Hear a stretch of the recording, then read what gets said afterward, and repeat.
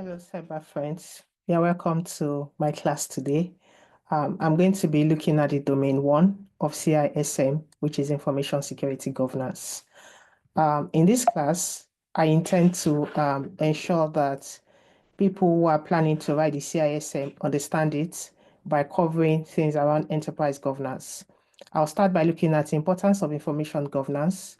I'll talk about organizational culture. I'll talk about legal, regulatory, and contractual requirements, and then touch on organizational structures, roles, and responsibilities. I'll move from there and talk about information security strategy, which is an important part of information security governance.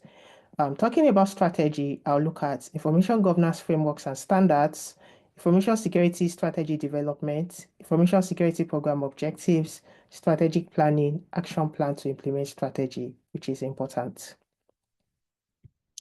Starting from enterprise governance, I'm going to be talking about some key things that is important. First is information. When you hear the word information, what comes to mind? What is information? What do you think information is about? In every part of our lives today, information has become very important. Information is why a lot of things are the way they are today. You hear information about something and you want to begin to analyze that information. You want to begin to understand that information properly. Organizations are always thinking about how to protect their information. What are the things they need to do to ensure that information is safe, their information is secure, and it does not get into the wrong hands? So because of this, information has become critical. I see information as data that has meaning and purpose. You log into a system and you input in your information for a particular reason. The moment you begin to put in your information, the other end, they are taking that information as something that has meaning and purpose, and they begin to use it either by processing, analyzing, or whatever it is. So information is very critical. In today's world, because information is critical, governance has also become an important part and aspect of organizations. With governance, it means that, when you hear about the word govern, what comes to mind? With govern, I always say that it's just one of the key things that should come to your mind is lead. One of the things that should come to your mind is structure. One of the things that should come to your mind is direction. Another thing that can come to your mind is decision. When they say a governor of a state, the governor is responsible for the overall decision of that state. The governor provides direction in that state. The governor brings structure into light, and that's the same thing with governance. So all of these other terms go hand in hand with governance, and is very important. So with governance, we begin to think about setting objectives. How do we ensure that within the organization, we have sets of objectives in place? Business perspective, information security perspective, and then ensure alignment of these objectives. Very important. And moving from governance, we think about management. What is management? When you hear the word management, what comes to mind? When you say senior management, when you say top management, what is that comes to your mind? Management leads or builds on the structure that is existing already. So from management perspective, they begin to run the activities based on the structure that's been laid on ground. So top management can come in to say, okay, now that these objectives have been set, we need set of policies to drive it, to ensure that these policies, people are adhering to these policies within the organization. So management thrives when there is a proper structure in place. Management thrives when there is governance in place. And eventually, the goal of this is to achieve the objectives of the organization. Remember, I said that with governance, there has to be a direction. There has to be a set of objectives, which is very important within the organization. When you think about all of this, that's when you begin to think about enterprise IT in itself, which is very important when you're looking at the overview of the enterprise governance structure. Remember, information is important. Governance is key. Management is also very important. With all of this, it comes together to the point that the organization can thrive from an enterprise IT perspective. So moving on from that quickly, what is the importance of information security governance? Why is information security governance important? What are the things that we need to think about when we are talking about information security governance? From an enterprise perspective, I would say that information security governance has now become very critical in organizations. Like I said, organizations are trying to protect their information. They are protecting their information assets, and there has to be a structure in place to help with the protection of this information. To address anything that comes within that organization, there has to be a structure. There has to be a tone at the top that is driving this, and that is where governance comes to play within the organization. What are the key set of outcomes of information security governance? There are different outcomes. You have strategic alignment, you have risk management, value delivery, resource optimization, performance management, and assurance process integration. I'm just going to talk about some of these terms that are here. So I'll start with strategic alignment. I always tell people that cybersecurity or information security is an enabler of the business. What does that mean when we say enabling the business? We mean that you have to align. So an organization cannot have a business objective that is going in one direction and information security objective is going in another direction. There has to be a strategic alignment. And I'll give a scenario to help people understand this better. For example, an organization says that our business objective is to satisfy our customers. Put that in one side, customer satisfaction. That's the objective of the business. You need to have an information security objective that would align to the business. Now, you may want to say an information security objective may have to do with incidents, ensuring that the organization's security incidents, is probably at a reduced rate, or the response to the incident is done at a faster period or something like that. But eventually, what you are trying to do is to align to ensure that to satisfy our customers, we should be able to manage our incidents properly from the security perspective. And with that, you can achieve strategic alignment. Another one I'll quickly talk about is risk management. Again, the reason why we do cybersecurity is risk. So at every point in time, organizations must ensure that they manage their risks effectively. When a risk is above acceptable levels, what are the things that we need to do to ensure that we are managing this risk? Do we have controls in place to ensure that we can mitigate this risk? Or if not, are we looking at other treatment options, which is very critical? Talking about value delivery, ensuring that we optimize our security investment in support of business objectives. Again, I've said that business cannot be going in one direction, and then when it comes to security, you're going in another direction. Whatever investment you are making towards security must be in alignment to the business at every point in time. Remember, cybersecurity is an enabler of the business, and that is what we want to achieve eventually.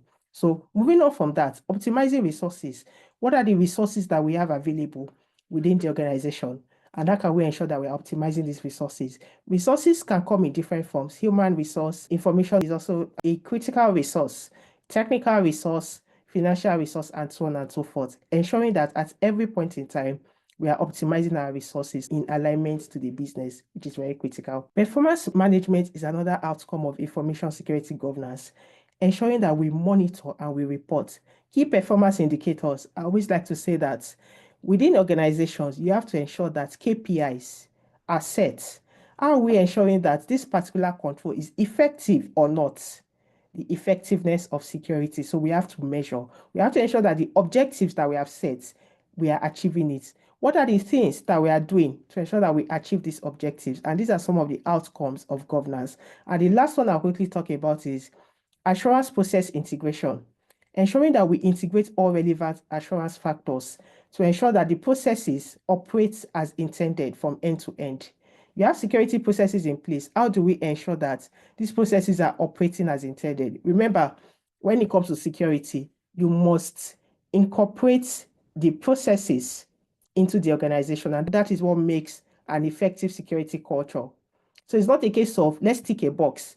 From compliance perspective, we tick every year, we tick the box. What are you doing to ensure that we are integrating processes into the organization? And within that way you're able to build the security culture of the organization. I'm going to move on from that quickly and talk about organizational culture. Following from what I've just said, building security culture within the organization, which is important. I always like to tell people that you need to see security from a standpoint of culture than compliance. There are two different things. Culture than compliance.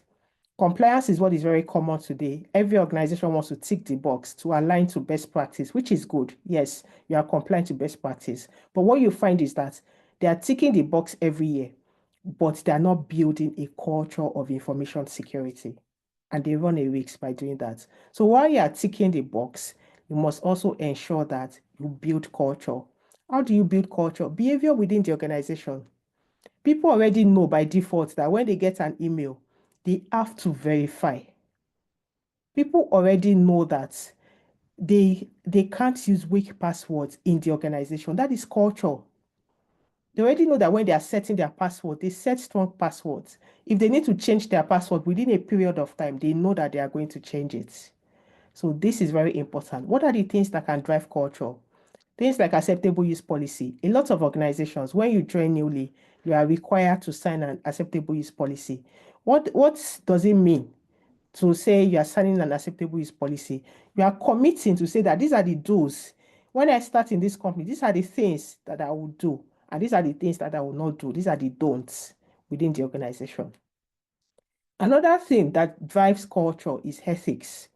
Organizations are now driving training on ethics so that people understand what is legal, what is appropriate, what are the things that we can do within this organization, what is proper. You can't get into an organization today and you begin to download maybe movie torrent, for example, if it's not in line with that organization's policy, plan, or ethics. So these things are very important and they're very critical to organizations.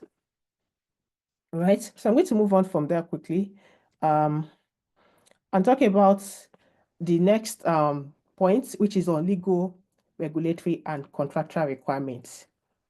Now, in today's world, organizations are bound to comply to different requirements.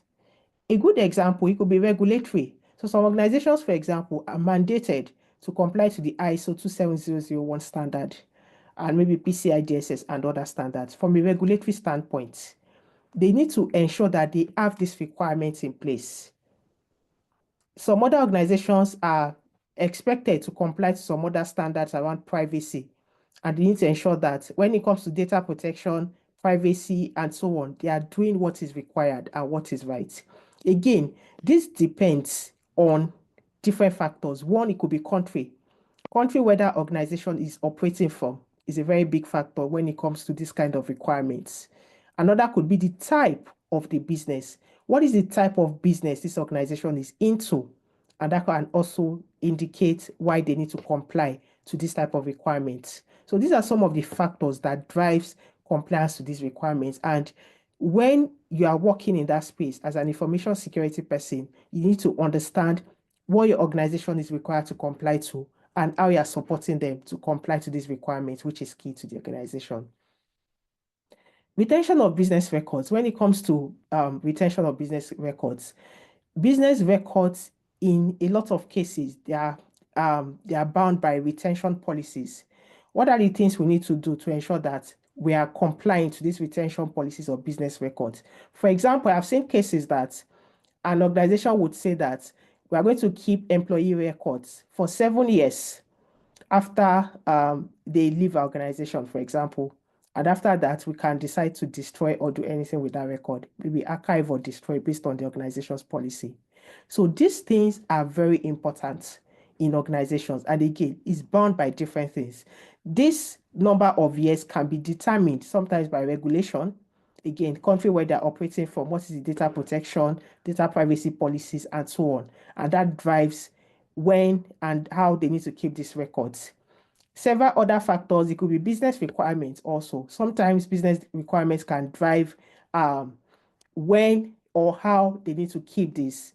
And sometimes that may also supersede, and the organization needs to consider, okay, this is a requirement of the business. Can we keep this for this period of time based on the requirements of the business? There are lots of records to consider: customer records, patient record, any type of record, but it is important for organizations to determine the period of retention of these records as part of their legal, regulatory, and contractual requirements. Okay, moving on from that, I'm going to talk about a very key important part of information security governance, which is organizational structures, roles, and responsibilities. I always like to say something that within organizations, it is very important to have a structure. It is very, very important to have a structure, especially from the security perspective. As an information security person, you join an organization, you need to understand the current structure of the organization, and that would help you in terms of dealing with people accordingly. Board of directors. When you hear board of directors, what comes to mind? Who are the board? What do they do? What role do they play in an organization? As a board of director, one thing you need to know is that they need to be aware of what is going on within the organization. What are the assets that exist? What are the risks? And when you are going to the board, for example, always remember that you are not going to the board with your technical jargons that is very difficult for them to understand. But you have to go to the board in such a way that they will understand what you are saying. So you speak to the board in relatable terms. You take high-level information to the board and help the board to understand what you're trying to achieve. Always remember, I always tell people that when it comes to board of directors, you need to speak the risk language to them. What risks is this posing to the business? How can the organization mitigate this type of risks? And this has to be explained in very simple terms. Again, board has an obligation to provide a level of oversight when it comes to information security. So you need to carry them along when it comes to information security.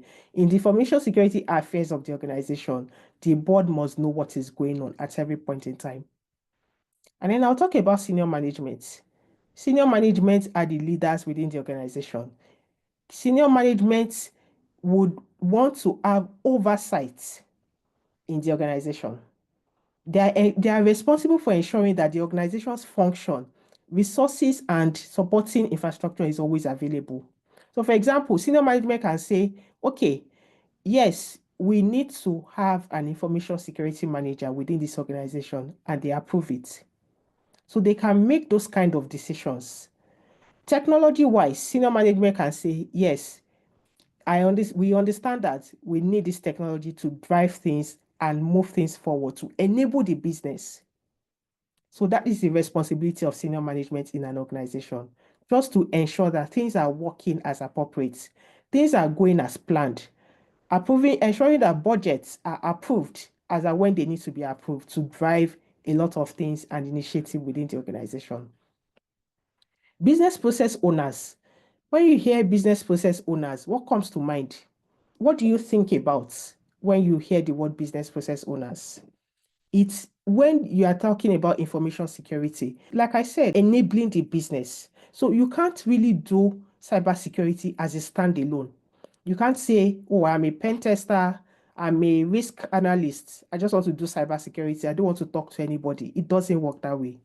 You need to align with the business. You need to speak with the business. You are assessing risk and you're not even speaking to the business to get their own perspective. So how are you assessing risk on a system that someone from the business is using and you're not even speaking to them? So business process owners are very crucial when it comes to information security. Their roles and responsibility needs to be clear.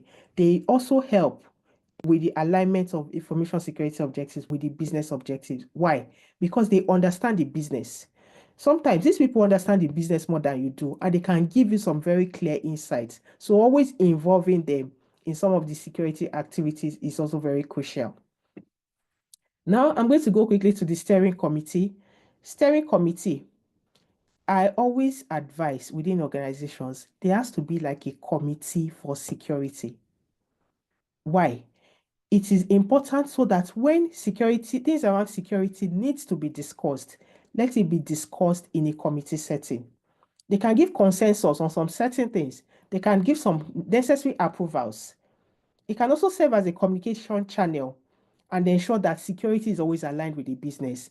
People who make up the steering committee can come from the business and also IT and security. So some of them understand some complexities. Some of them understand some of the things that needs to be done, and they can easily put their foot down to say this can be done in this particular way. So this is very critical to have a steering committee within your organization. Chief Information Security Officer. Not every organization has a Chief Information Security Officer. But again, when it comes to structure, depending on the type of organization, if it's a role that is crucial or important, I think that organizations should consider it within their organization, especially with the right structure in place. The Chief Information Security Officer has authority when it comes to security. And with the authority, they can make some certain kind of decisions. They can put their foot down in some circumstances and also support the security team to achieve their goals and eventually align this to business objectives. So with the Chief Information Security Officer in place, they can also have this seamless relationship with other C executives like the Chief Financial Officer, which is very important, the Chief Information Officer, Chief Technology Officer, and so on. And those kind of people can also form part of the steering committee that I've talked about. Risk management roles and responsibilities. It is very important to assign roles and responsibilities when it comes to risk management. I always say that security professionals do not assess risk alone by yourself. Do not walk through the entire process of risk by yourself.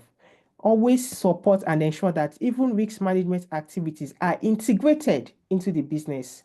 Again, remember, when you look at the type of risk that you are assessing, either from a process perspective or asset perspective, in some of those cases, the involvement of the business is always crucial. So find a way to ensure that risk management roles and responsibilities are well defined within the organization. So I'm going to move quickly from this and get to the second part, which is information security strategy. Information security strategy development. What are the things that you need to think about when you are talking about strategy development? I'll start from business goals and objectives. We are doing security for the business. There's no other reason. If a business, from a business perspective, if there is no interest in security, they will not have a security manager. They will not have a chief information security officer. They will not have a security analyst, and so on and so forth. So the business goals and objectives is the starting point for strategy development. When you get into an organization, you need to understand the objective of the business. In simple terms, let me explain. What I always say is that you need to understand the organization's context. What forms the entire organization? What is the goal of this organization? What are they trying to achieve? What are their laid down objectives and principles? What are their products? What are their services? What is their target market like? Who are their customers? Who are their partners? Who are their suppliers? All of this makeup would help you when you begin to think about your information security strategy. So business objectives is very, very critical. Understanding the strategic direction of the business. What is the business trying to achieve? Where do they want to be in the next couple of years? And that would help you when designing information security objectives too. So this is very critical. Ensuring objectives and business integration. I've talked about this already. I'm just going to say a little bit more about it. Integrating business and security is very important. When business objectives are set and information security objectives are defined, there has to be that alignment. There has to be that link between the business and security. Security is never going to be standalone. So at every point in time, let's ensure that we are enabling the business by the work we are doing with security. So that linkage is very important. Linking business and security is critical. Okay, so I'm going to move on from that quickly and talk about the desired state when it comes to strategy. There are different things to consider when it comes to desired state for strategy. Key thing is that to get to the desired state, there are different frameworks that organizations can begin to look at and implement. I always like to say that frameworks for example, a set of guidelines. They give you like the best approach or the best way to align your organization to best practice. So organizations should ensure that they have set of frameworks in place that can help them to get to that desired state. COBIT, for example, helps with governance and management of enterprise IT, and it has sets of controls that covers things around IT security, governance, risk, and information security. So when an organization is aligned to COBIT, there's a maturity point. So the organization can say, for example, that let's assess our current maturity, and then let's have like a target maturity where we want to get to, and then we get to a point where we can now determine at what point are we going to get to this target maturity. How can we continue to improve ourselves over time, which is very important. So organizations must always think about the desired state when they're developing their strategy. Have a strategy plan in place. In 3 5 years, this is our strategy when it comes to information security. This is how we want to get to this point. And these are the set of standards or frameworks that we want to have in place that can help us to achieve it and get to this point, which is very important. So I'm going to move on quickly from that and just talk about pitfalls, common pitfalls when it comes to information security strategy development. There are some pitfalls that organizations should avoid. One is overconfidence. Some organizations think that, oh, we have everything in place, we have everything as it is. I mean, we are perfect. Not like perfect in that sense, but they feel like they can't make mistakes and they can just get to that point. That can be a mistake when they're developing their strategy. Also ensuring that, yeah, optimism is good, but again, there are some cases that you have to tell yourself the truth as an organization. You need to be factual. You need to be sure that what you are doing is right for the organization. With your forecast, you need to be sure that you are not just over ambitious. You have to be sure that your forecast is also right, because that can be a mistake. And there are cases where organizations have done that and they've not been able to come out of it in a good way. So always ensuring that even when you're making forecasts, you are doing that in the interest of the company and you're not trying to be too ambitious. Another one I'll talk about is anchoring. There are cases where there are serious consequences in developing strategies when future outcomes are anchored in past experience. So organizations have to be careful in cases like this to ensure that when they are putting their strategies forward, they are not just basing it on past experience, but ensuring that they can properly forecast the development of their strategy. So other pitfalls that I'm just going to mention: status quo bias, mental accounting, herding instincts, false consensus. Organizations need to ensure at every point in time that they avoid these pitfalls. Causes of flawed decision making: confirmation bias, selective recall, biased assimilation, biased evaluation, and groupthink. Because of time, again, I won't be able to touch on all of this. But again, the overall reason for this is just to ensure that when strategies are being developed, it should be as realistic as possible. There should be proper planning in the development of strategy to avoid some of these mistakes. Learning from previous experience is also very important. What are the things that we've done in the past? How can we improve on those things that we've done so that we don't make the same mistake twice? So those are some of the things that organizations can also think about. I'm just going to go quickly to talk about elements of a strategy roadmap, and then I'll talk about some of the resource constraints. So elements of a strategy: what are the things that should go into a strategy? What is the starting point of a strategy? What are the important things that we need to consider when we're talking about our strategy? So policies and standards. Again, I think I've mentioned this, but I'd just like to say that what is the standard that is applicable to the organization? And how can the organization ensure that they are aligning to this standard? Every organization should at least comply to one standard when it comes to security, and that way they can say that they are aligning properly. I'll give an example. ISO 27001 standard has sets of controls, 93 controls in total. And if an organization is able to align to this set of controls in a way they can manage and align to their own strategy. Why? Because this set of controls cuts across organizational controls, people controls, physical controls, and technological controls. So organizations can easily say that, yes, we are aligning to best practice, and this can help us to achieve the strategy that we've set. And with standards, set of policies will definitely be in place because some of these standards require organizations to establish policies that can support them. So this is very important to ensure that these things are in place. So now what I'll quickly talk about is roles and responsibilities. Ensuring that the strategy defines all security roles and responsibilities. This is very important. Who is doing what? What is the person supposed to do within the organization? Are the roles defined? You don't just bring someone in the organization and say, yeah, this person will do security. No clear roles and responsibilities. It needs to be defined. Where does the person function? Who are the people that the person will be interacting with? It has to be clear and it has to be defined. Another one I'll talk about is skills. The skills required to implement a strategy is important.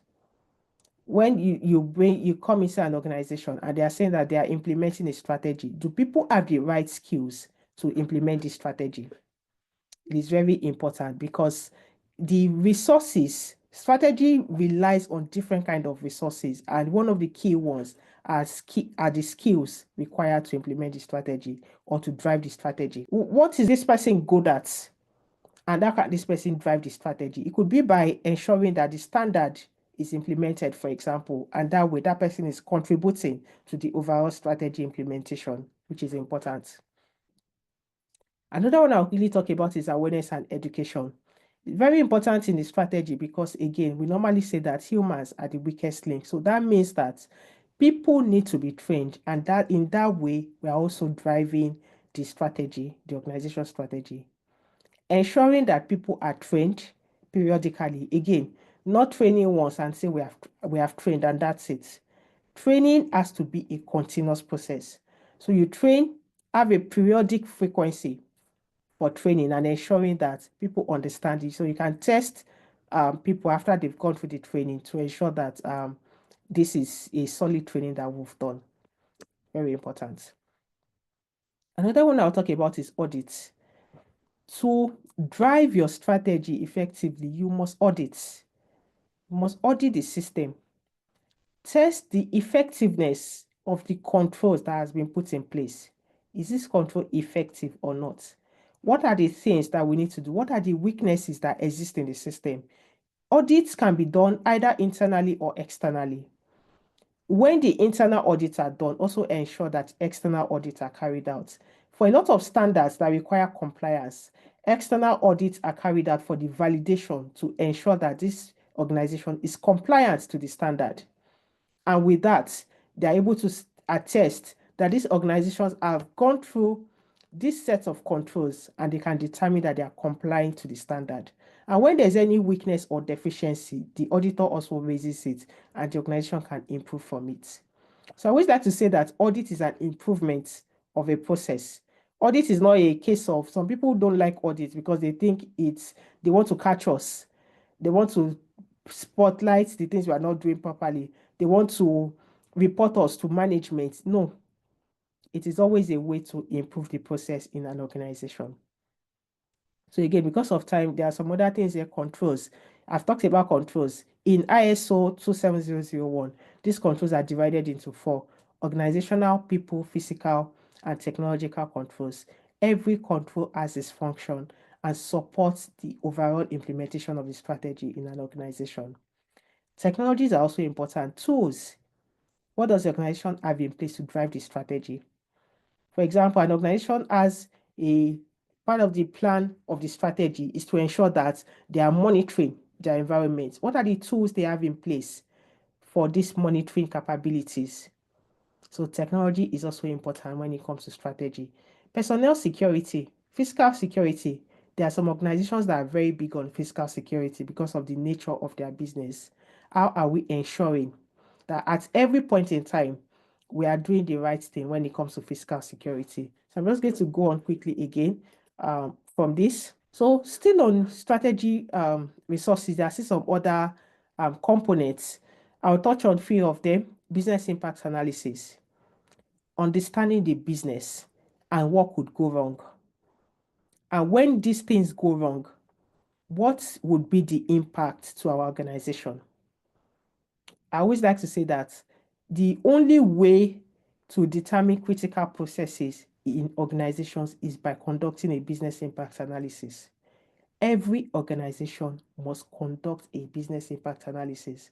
As a matter of fact, how do you carry out a business continuity test, or how do you have a business continuity plan without doing a business impact analysis?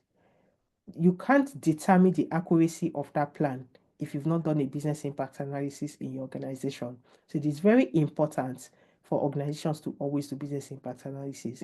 Understanding the impact if a process is not available, just in simple terms, that is business impact analysis.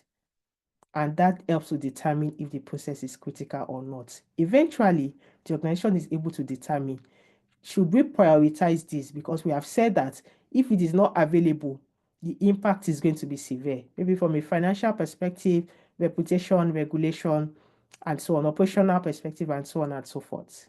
And that drives the way that process is managed. Another consideration I'll talk about is vulnerability assessment. Vulnerability assessment ties to assets, first of all, understanding the assets that exist within the organization, and then assessing for vulnerabilities. When you understand the weakness, then that is when you are able to bring controls to mitigate it and ensure that the organization is secure. So some of these things are technical enough, but it is important for organizations to do this and drive this within their environment. For technical vulnerability assessment, using tools is very critical.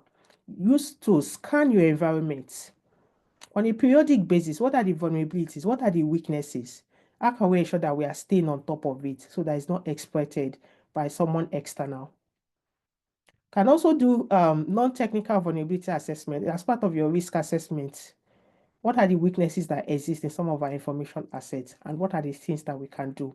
These are some of the things that helps organization when it comes to strategy. I'll talk about insurance.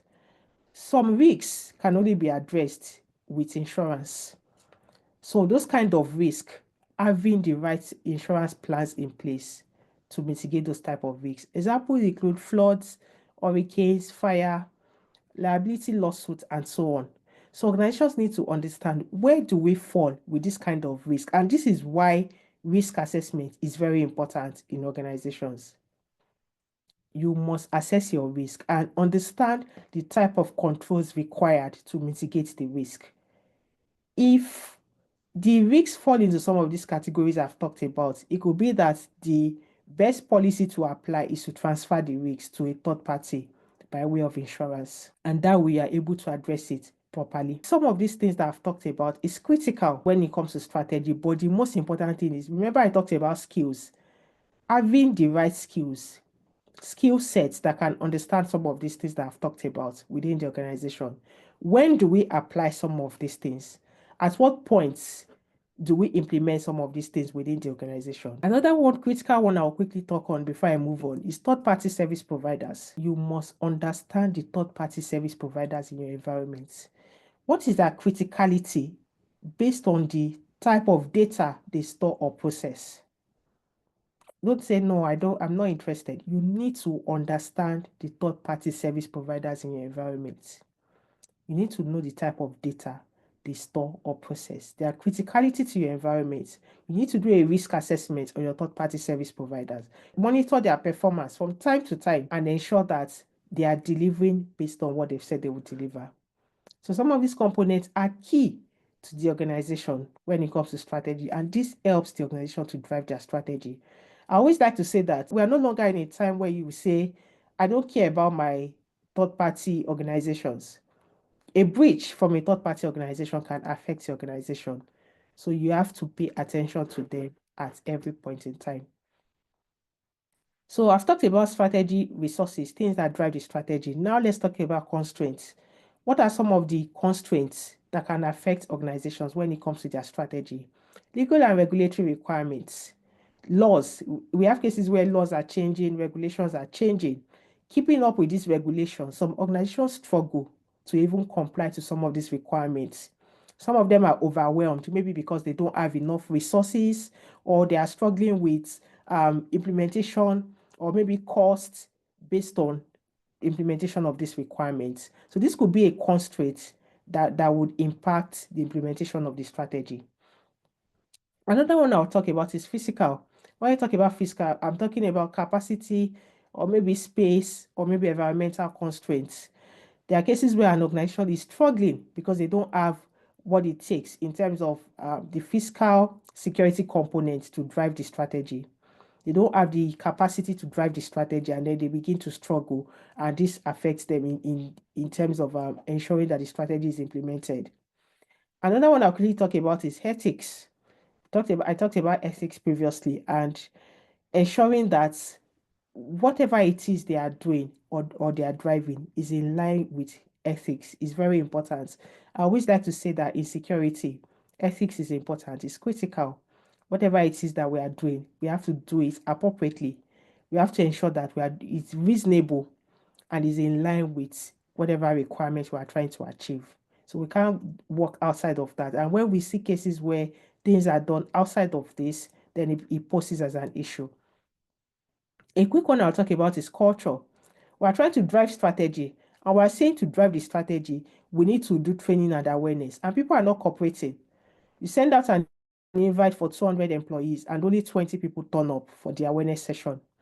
How do you then drive the strategy within the organization? So this in itself can also impact the way we drive strategy. Organizational culture, behavior. People don't think it's important to set strong passwords. They live in Manchester, so they set their password as Manchester and just put their age at the back. Manchester 22, and just put a full stop. That's a weak password. Culture is very important. And then the last one I'll talk about here is organizational structure. How decisions are made can be a constraint. If the structure, remember I talked about structure and I said structure is important. If the structure is not well defined, then it's going to lead to constraints when it comes to driving the strategy. Because if you can't really set the tone from the top, if you don't know who is who, where's the reporting line, is there any committee that oversees the implementation of the strategy, and so on, then there'll be issues around driving the strategy.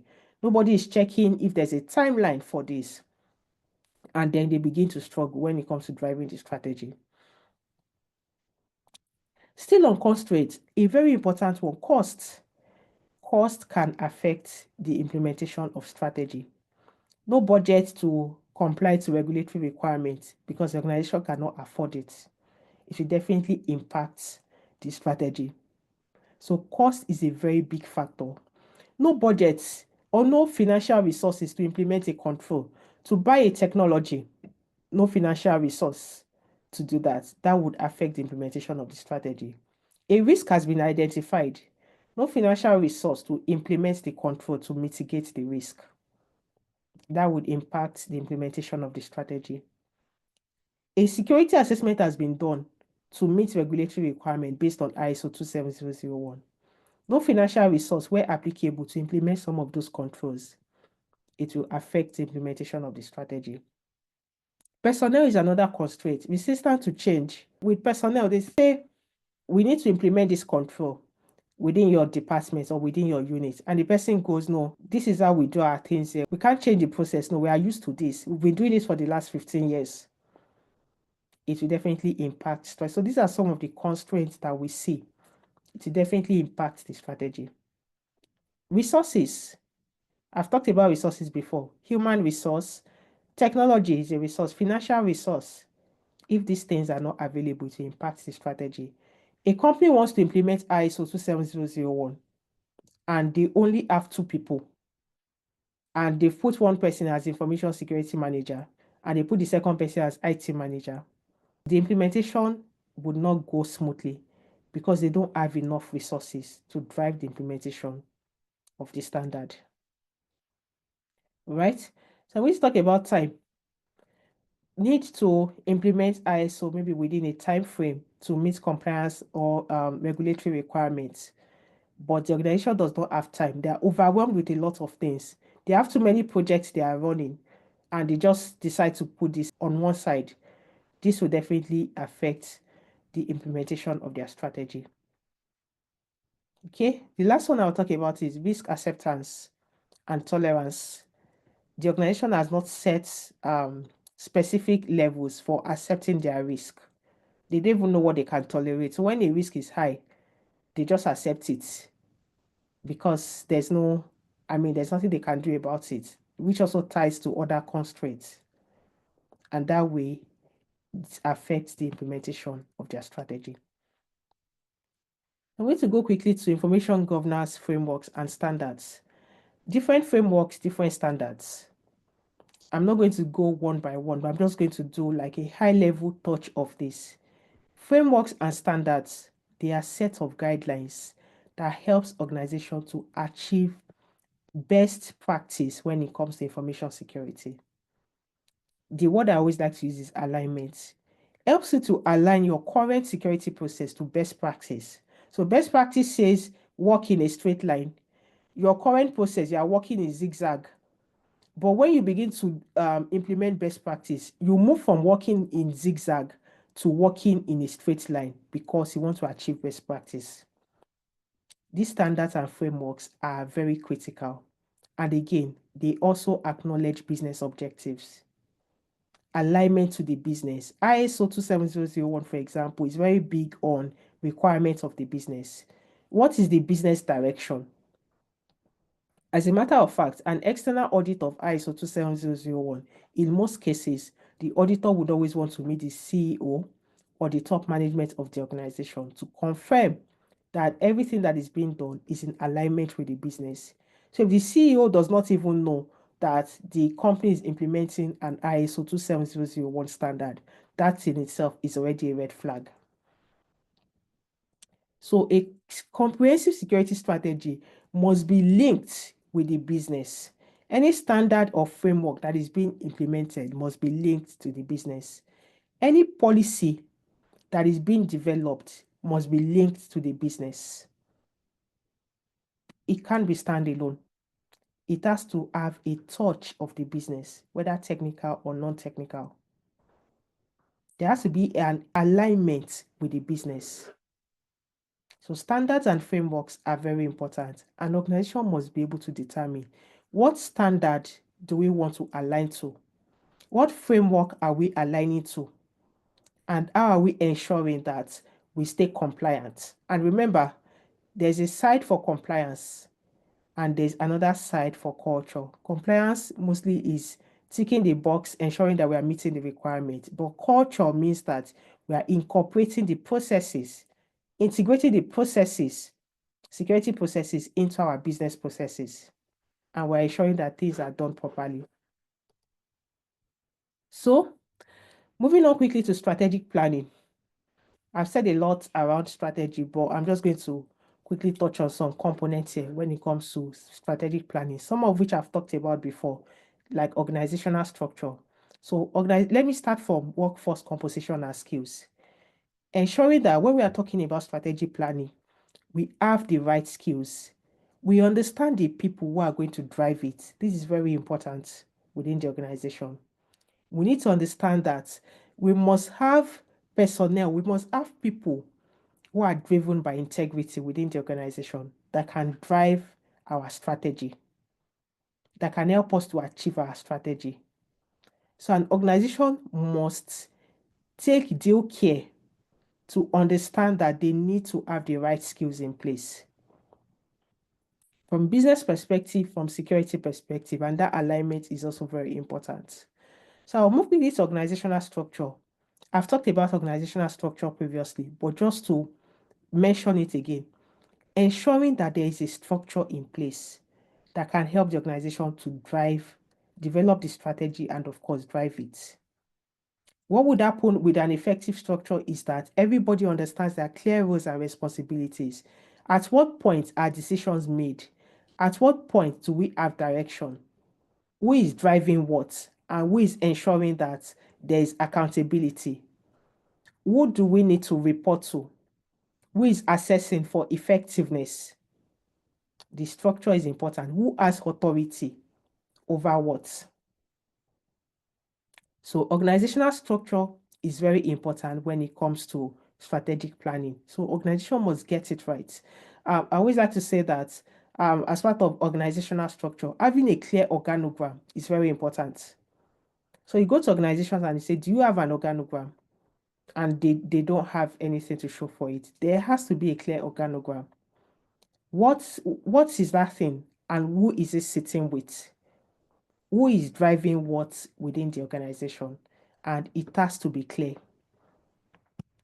The next one I'll talk about is assurance provisions. Ensuring that at every point in time, we're able to provide assurance. How do we provide assurance? Through compliance, through audit. Like I said previously, assess for effectiveness. Those are ways to ensure assurance. So an organization, to complete the entire process for security, there must be a part for assurance. Just like in English, when you say assurance, it means that you are assuring someone. It's the same thing in security. When you're talking about assurance, it means that an auditor has come in to say that, yes, I can assure that this control is effective or not. From a compliance perspective, I can say that or assure or attest and say that these reviews are carried out within this period of time. So assurance is very critical when it comes to strategic planning. And the last one I'll talk about on this point is risk assessment and management. We need to understand the risks that exist within the organization. I'm a very big fan of talking about risk because I understand that cases where risks are not assessed, the organization would face a bigger risk eventually. Identify your information assets, identify your processes, assess the risk. What could go wrong? What are the potentials that something can go wrong within this organization? Risk is likelihood and impact. So when you identify the assets, identify the threats, the vulnerability, the controls, you begin to assess likelihood and impact. And when you assess and you understand the risk, you begin to put controls in place or implement other treatment options. Still maybe controls, but maybe trying to transfer the risk now or avoid whatever treatment option. Only accept if it is within acceptable levels, which is very critical. Okay, so moving on from that, this should be my last slide before some set of questions. Action plan to implement strategy, gap analysis. I always like to say that it's just like when you go for a diagnosis, you can't just wake up and begin to take medication. What will you do first? You will do like a diagnosis. That's more like a gap analysis. You want to understand the gap. You want to understand why you every morning when you wake up, your head is always paining you. Diagnosis. So you go to the hospital and then they say that, okay, we need to carry out a scan, maybe MRI or something, and check if there's anything that is affecting you, that is causing it. Gap analysis. Because you want to implement the strategy, you need an action plan. So you start by understanding what are the gaps, what are the things that we need to do to move from the current state to the desired state. So the gap has now shown that the current state, your head is paining you because there's a something. And then what is the desired state? You don't want your head to pain you again. So how do you move from current to desired? They recommend a drug to say that take this 4 times every day for 2 weeks consistently. And when you do that after 2 weeks, you move to desired state. Exact same thing in security. Exact same thing. Implement this control. So when you implement it, you move from current, you get to that desired state, and you continue to monitor. When you've taken the drug for 2 weeks, you continue to monitor to be sure that, okay, now my head is no longer paining me, everything is fine. If something goes wrong again, you go and review and check gap analysis. Action plan metrics. Have your KPIs in place. Remember, I've talked about key performance indicators. Always ensure that you come back to measure. What are the things that we are doing? Continue to monitor. Is this going well or not? Monitor and measure progress. Reports. When you monitor and measure, you also report. This current state, what is our key performance indicators? What are the controls we are measuring? How are we doing? When we get to the target state, we measure. And one key thing in security is monitoring, continuous monitoring. You don't go to sleep. Again, you use the drug, you just ignore everything. You have to continue to monitor. You won't go to sleep like that and not monitor, because if something goes wrong again, you are back to square one. Exact same thing with security. Continuous monitoring is important. If something has changed, always check. Why did this thing change? What are the things we need to do to get to the desired point? And that continuous monitoring will definitely help. And of course, action plan, intermediate goals. What are the goals that we've set?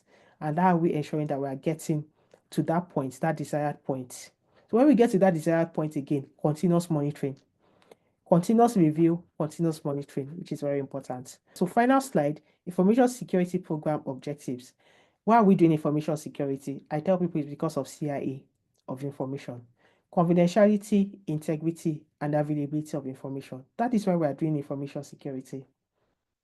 Those are the goals. That's the end goal for information security. At every point in time, you want to ensure that it's only the right people who have access to information they should have access to. Information security objective.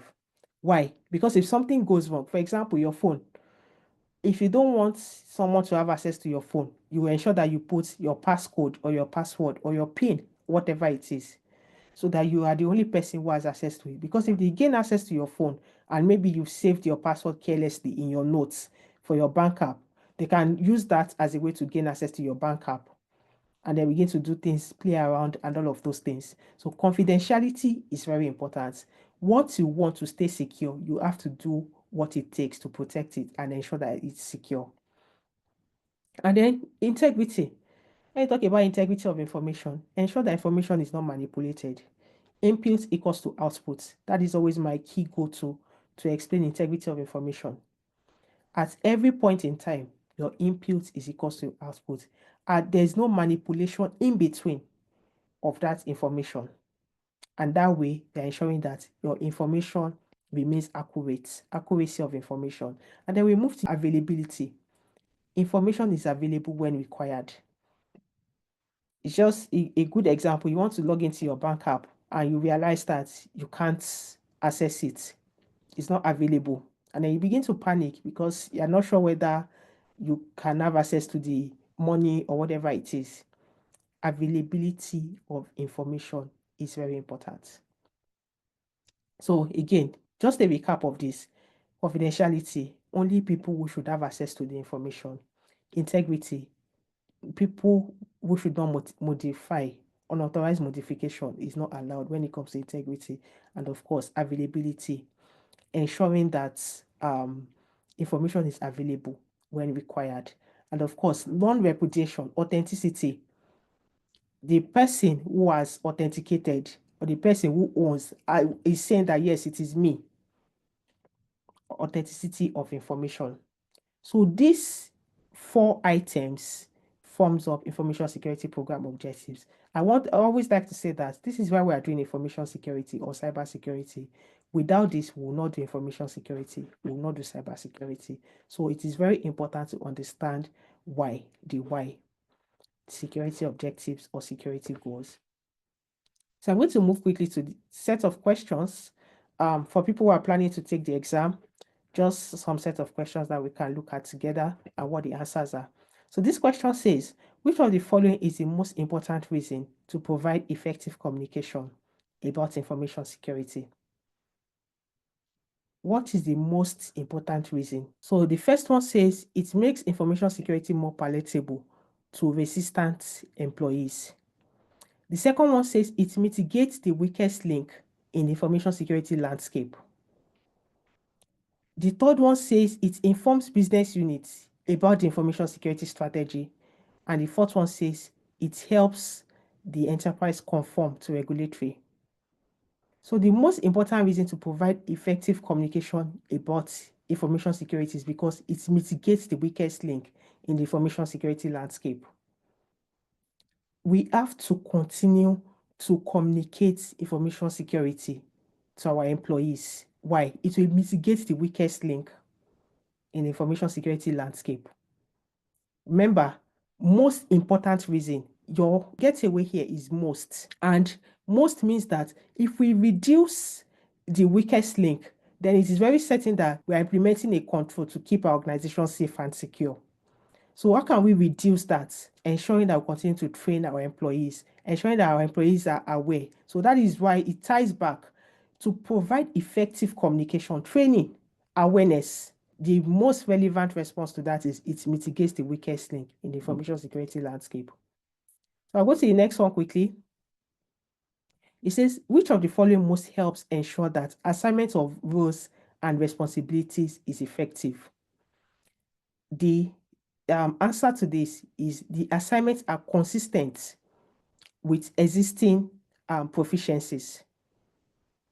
What can make it effective is that people can, what's the word I want to use now? People are fit for the role. Remember, most helps ensure that assignment of roles and responsibilities is effective. People are fit for the role that they are working in. It's consistent with existing proficiencies. Senior management can be in support of the assignments. If, for example, my background is communication and I'm applying for a role as an information security manager, and I don't have any experience in security, and maybe senior management is my friend from primary school, yes, there is support, but I don't have the skills and expertise to be in that role. I won't thrive in the role. So B is the correct answer in this instance. Their capabilities, what do they know, what do they have to offer, and so on. All right. Which role is in the best position? Again, the highlight is your go-to. Always read it over and over again and understand the highlights. Which role is in the best position to review and confirm the appropriateness of a list of approved users? Who would most likely understand the appropriateness of a list of approved users? Is definitely the data owner, because they own the data, they own the system, so they know if this is appropriate or not. If you say an information security manager, an information security manager may just approve and don't even understand if this is appropriate, if this person should have access to this system, for example. So it is the owner of the data that understands. Again, the question, best position. So other people may, but remember, it says best position. It is the owner of the data that can do that. So I'll go to the next question. Which of the following approaches best helps information security manager achieve compliance with various regulatory requirements? The answer is C. Involve all impacted departments and treat regulation as just another risk. Best helps the information security manager achieve compliance with various regulatory requirements. All departments has to be involved. Let's look at the first one. Rely on corporate counsel to advise which regulations are the most relevant. If the information security manager does that and they say some regulations are not relevant and they don't treat it as a risk, what will happen is that if there's a risk element there, they would overlook it and it impacts the organization. So when you see a CISM question, I want you to always knock off potential answers that would not align. When you think about it from some of the things I'm talking about, you understand why this answer will not align. Involve all departments. Ensure all regulations are spelled out. There's a control in the standard that talks about legal, regulatory, and contractual requirements. And it says that the organization has to identify all applicable requirements. That's the first step. C applies to that control.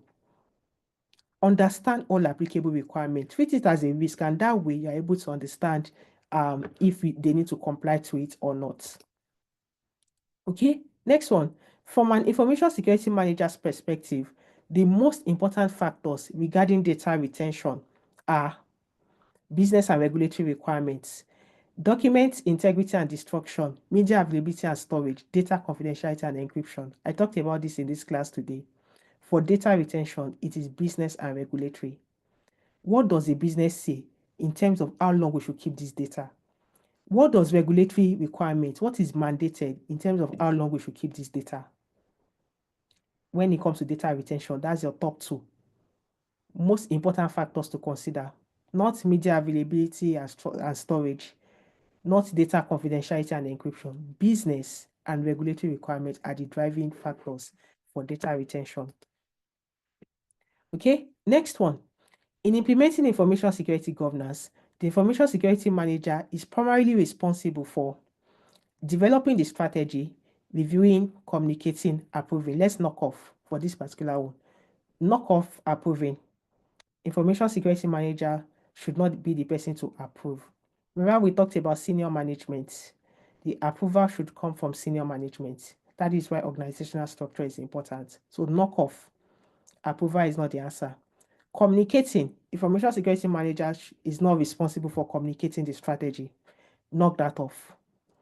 Communicating is not the responsibility of the information security manager. So just knock it off. So developing, reviewing. The information security manager should be primarily responsible for developing. And when the strategy is developed, other teams can contribute to review the strategy at that point. Why should the information security manager develop in this instance? Because the information security manager would have an understanding.